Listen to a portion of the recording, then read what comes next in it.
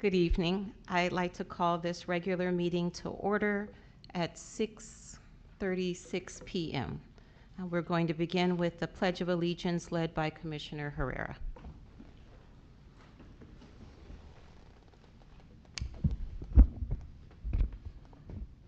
Please face the flag. Put your right hand over your heart. Ready, begin. I pledge allegiance to the flag of the United States of America and to the republic for which it stands, one nation, under God, with liberty and justice for all. Thank you. Before we go on to the roll call, I was planning to ask tonight for a moment of silence for the 10 people who were taken in the shooting in Buffalo, New York, just 10 days ago, and the life that was taken here closer to home at the Laguna Woods Church. And as we were preparing for this meeting, actually, literally, reports started coming out of another mass shooting today, this one involving an elementary school in Uvalde County, Texas. And at this point, 18 children and 3 teachers are dead. There really aren't any words of comfort, so we are going to take a minute of silence for contemplation, for prayer, and for a shared moment of grief with the families and communities experiencing these tragedies. So.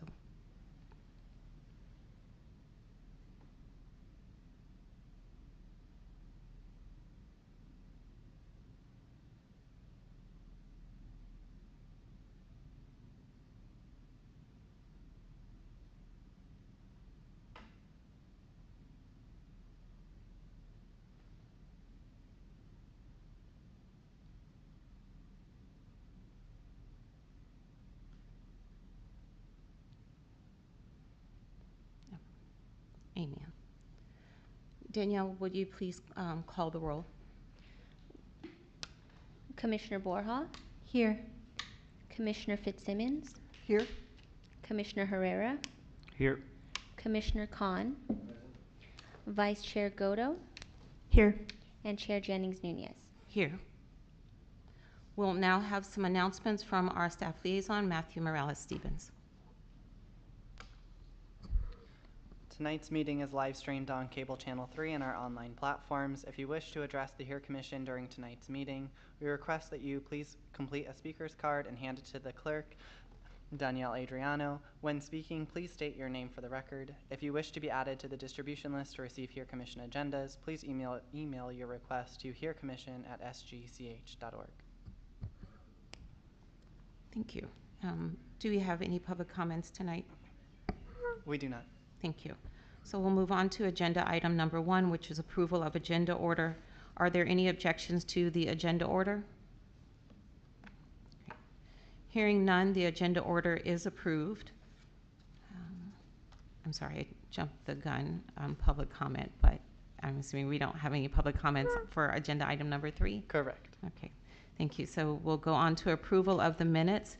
The minutes were made available in the packet sent earlier by Matthew. Matthew, do we have any public comments on this action item? We do not. Thank you. So if there are no comments, can I have a motion to approve the minutes of April 26th? So we have a motion by Commissioner Khan and a second? I'll second. And a second by Vice Chair Godo. Danielle, would you please take the vote? Commissioner Borja? Aye. Commissioner Brenha? Absent.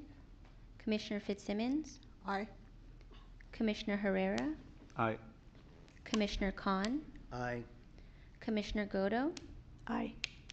And Chair Jennings-Nunez? Aye. Motion passed by a vote of 6 ayes, 0 nays, and 0 abstentions. Thank you. So moving on to discussion item agenda item number 4, which is our first discussion item. So tonight we don't have a presentation or a speaker. So we're just going to focus on our discussion items. So the first one being discussion of our approved 2022 annual work plan. The commission members are going to continue to work on the approved 2020 annual work plan The work plan items of primary focus tonight will be item 2A, development and implement of programs and events, and item 2C, guest speakers, as well as item 6A, which is partnerships, but hopefully we can also, if we have um, um, any other input for our 2020 annual work plan, we can bring that up tonight also for our staff members. Matthew, do we have any public comments on this discussion item? We do not. Thank you. So the time for public comment on this item is now closed. Matthew, can you please provide us with some updates? Perfect. Thank you, Chair Jennings. So the updates will be a bit more lengthy than usual, so I apologize, but that means that the HERE Commission's making great progress, so that's the upside. So with that said, the staff have put together a list of guest speakers for the Commission to consider as part of the kind of moving forward into the rest of 2022, potentially getting an actual, June you want this speaker, July you want this speaker. Of course, there may be some flexibility needed because speakers may not be available on the date that you're hoping. So the listing is the San Gabriel Valley Special Needs Group. The speaker would be Cheryl Shellhart. Equality California, the speaker would be Mike I. SGV LGBTQ Center, potentially for June. The LA branch of the International Rescue Committee. So they work with refugees that are immigrating into the United States. So I have a colleague who works in up in Washington, so that he's put us in contact with the LA branch who may be willing to offer a presentation. On the Move Writers Program through LA Metro. The presenter would be Jessica Calvillo, and she's already expressed interest in presenting to the Commission. She was hoping to present in June, so that's something to make note of, so maybe July might be an option. 211 LA County, Foothill Family, and then LA County Department of Mental Health. Nora is the representative that we've been working with on a variety of items like the Health and Wellness Fair, so thank you, Commissioner Borja, for bringing that one forward.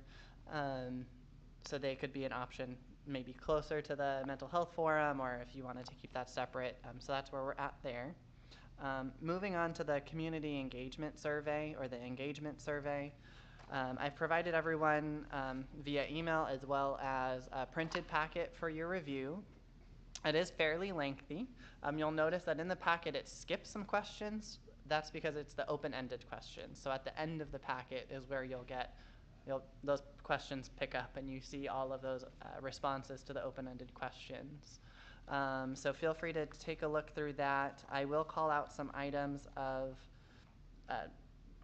just to call them out because I think they're important, and I think that they have some level of importance for the work that the Commission is doing, and there was a substantial difference in them as well. So it wasn't just a one-person change. So that's why I'm bringing them forward to the Commission. But as a recap, as of today, there were 70 responses. I think in large part to Councilwoman Menchaca's newsletter that she does. She's included it, I believe, twice in the e-newsletter, and it seemed like each time that she submitted or she inputted it in there, we received a pretty positive response. As well as we included it in the guide, which I think was helpful because that was a broader audience and an audience who may not have access to the internet or those other avenues of communication. Maybe they're not subscribed to Councilwoman Menchaca's newsletter or to the Community Services Department's e-newsletter, so I think that was an additional avenue there. The completion rate was at 100%, which is extremely positive. It means people didn't get tired and quit halfway through. They actually got through the entire survey, which is a pretty big feat, I think, for surveys, especially for a survey this size. So I think the Commission should feel very proud of the effort that you've put in. When we initially advertised the survey, though, we advertised it as taking no longer than 5 minutes, which is what SurveyMonkey generated. That was not the case. The typical time spent, SurveyMonkey reported, is 10 minutes and 41 seconds, so about 11 minutes to complete the survey. So a bit hefty, a bit lengthy, but It seemed like people were willing to stick it out. Maybe it was the incentive that the commission provided, or maybe they were just really excited to fully complete it. We're unsure. Some of the key takeaways were in question 1, the most important areas to address in San Gabriel was the kind of summary of the question. The top one was civic engagement, followed by cultural awareness and education, and then mental health services. So it seems to fall in alignment with what the HEAR Commission is working on and what the primary goals of the HEAR Commission are. Question 7 is about how people can get information about program or activities in the city, so how they're currently receiving that information. The top 3 answers were city website, the Grapevine Guide, and Facebook. The question 8 was the best way to be reached about events and activities in San Gabriel, so how would they like to be reached, not necessarily how they're actually receiving the information, because those could be 2 very different answers. So the top answer was Facebook, followed by, actually tied for second, were the city website and City Beat. Based off of question 10, we may need to find a way to capture persons under 18. So it looks like the commission didn't capture anyone under the age of 18. So I think the current marketing efforts are typically more skewed towards adults or parents. So finding new opportunities to advertise this to the youth might be helpful if that's the direction the commission's looking to go. Let's see. An additional note is we did have 70 responses, but based off of the open responses, some of them look duplicated, so I'm not sure if there is a potential that someone or multiple people submitted their responses multiple times, thereby kind of skewing the data. So just something to take a look at as you're reviewing it and something to keep in mind as well.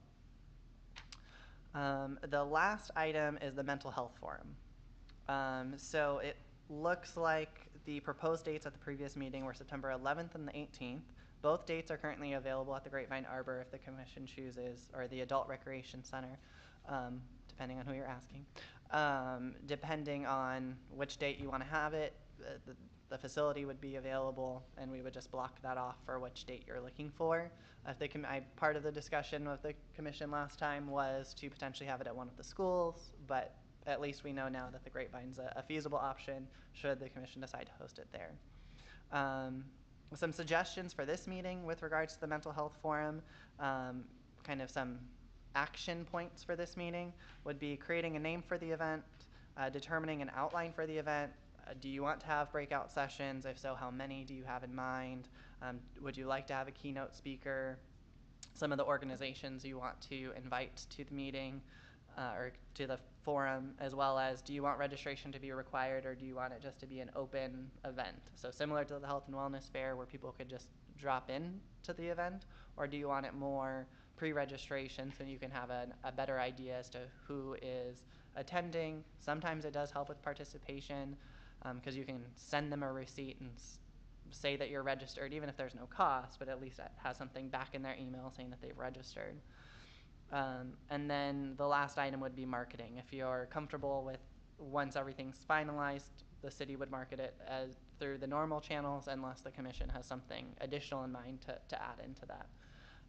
So again, I apologize. I know it was longer than my usual updates, but hopefully that will give the commission the information needed for this item. Thank you, Matthew.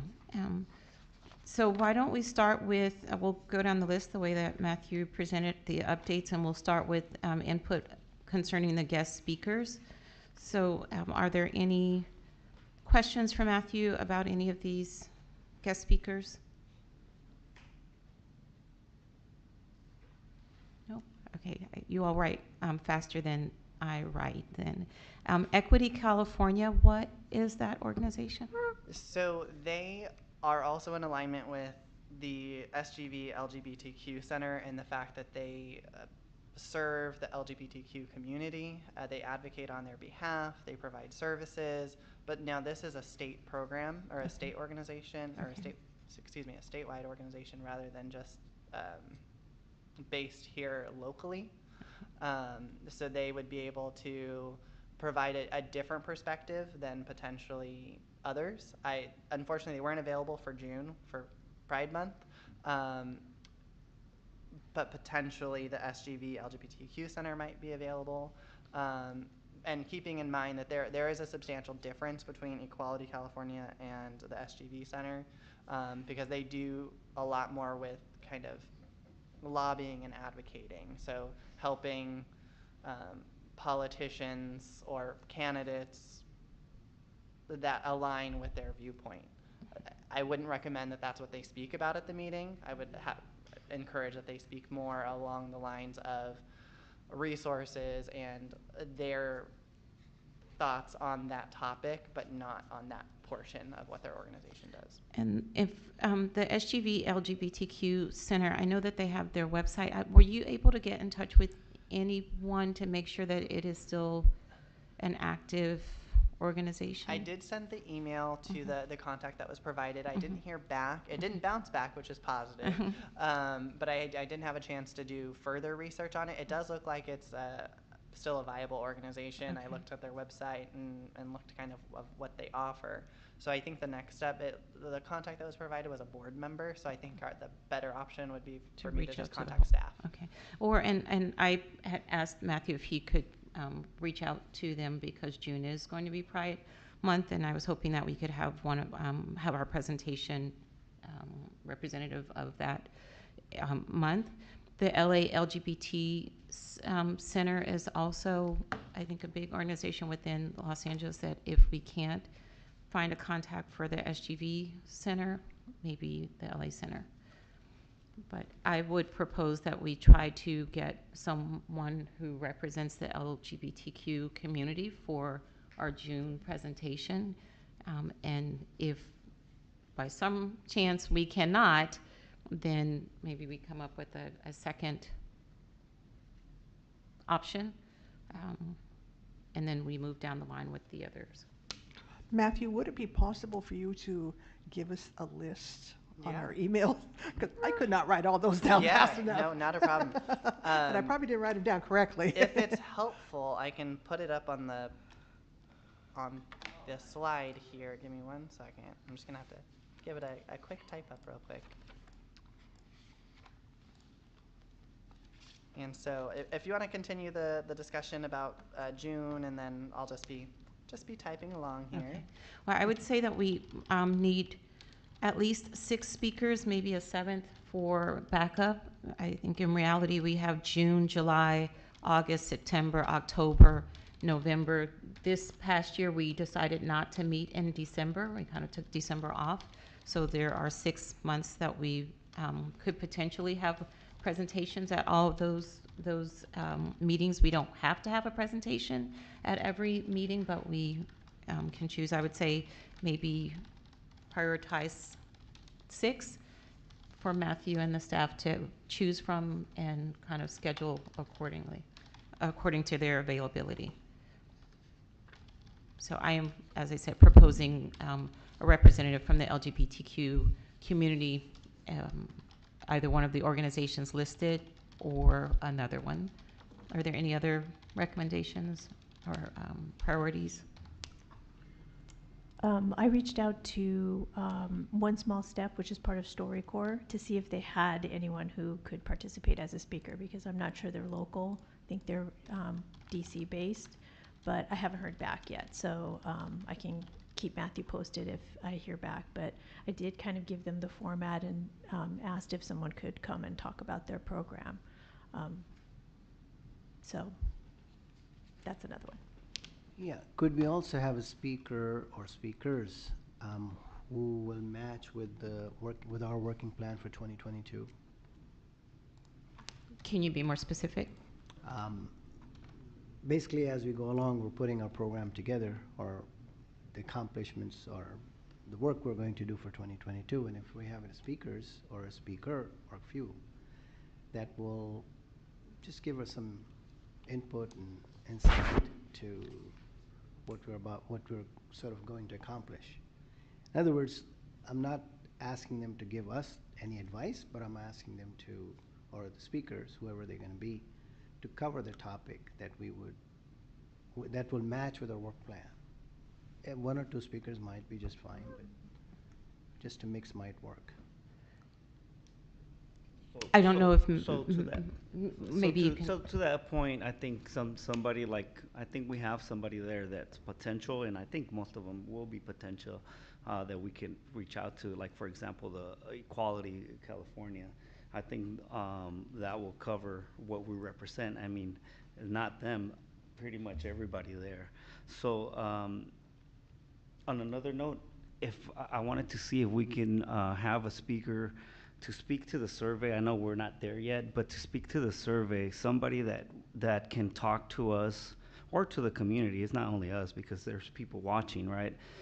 In regards to civic engagement, like a quick crash course, and just to let us know, hey, this is what it means to be civically engaged, or these are the programs outside of San Gabriel where you can be involved with, or even within San Gabriel where the youth can be involved.